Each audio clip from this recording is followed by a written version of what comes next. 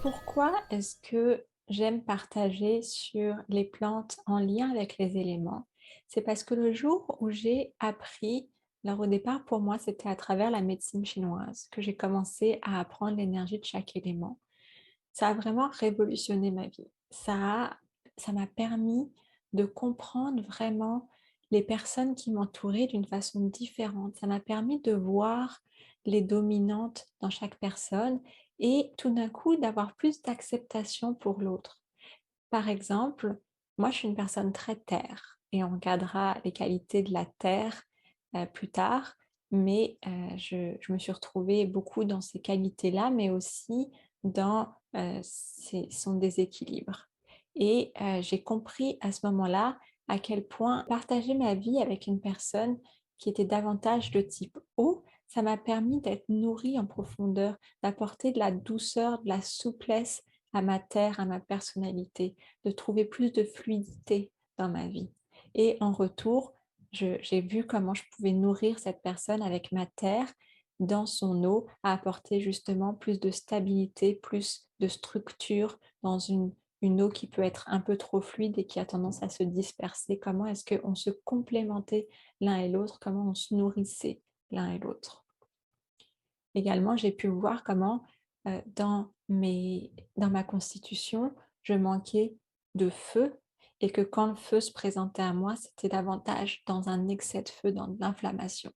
Et j'ai observé comment est-ce que les personnes feu avaient tendance peut-être à me déclencher, à cré à provoquer quelque chose d'un petit peu inconfortable en moi, dans leur tendance à prendre de la place, commence à créer de l'inconfort en moi et de comprendre que le feu, il a tendance à envahir quand il est en déséquilibre et que, en fait, c'est un symptôme d'une anxiété, d'un manque de confiance en soi, alors que je le percevais davantage comme un excès de confiance en soi, comme une sorte d'arrogance. Tout d'un coup, de comprendre la vulnérabilité qui existait chez ces personnes-là dans ce qui me dérangeait, ça m'a aidé à les accepter, à les regarder avec beaucoup d'amour, d'empathie, de compréhension. Et de comprendre aussi que j'avais besoin d'être en contact, en relation avec des personnes feu parce que ça venait nourrir quelque chose qui était un petit peu moins présent chez moi. Si on pense à l'élément air et au fait que ça représente davantage le mental, la communication, le langage, on peut voir comment dans nos sociétés, on valorise beaucoup cette connaissance-là intellectuelle, qu'on valorise beaucoup la pensée au détriment parfois du corps, de l'intelligence du corps et de l'intelligence de la nature et de la connexion avec la nature.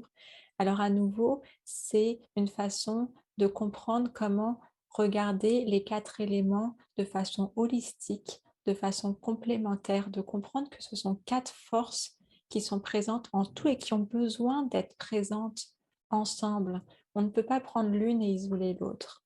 On a besoin des 4 pour qu'elles se maintiennent en équilibre.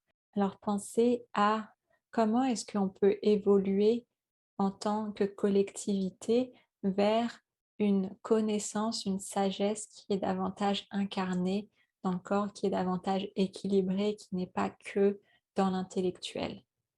C'est pour ça que c'est important pour moi de vous faire vivre ces éléments-là, non pas juste au travers de cours, mais au travers de rituels, de méditation, de partage, de vraiment vous permettre et vous inviter en fait à vivre ces éléments-là, vivre ces énergies-là et de pouvoir les intégrer d'une façon holistique.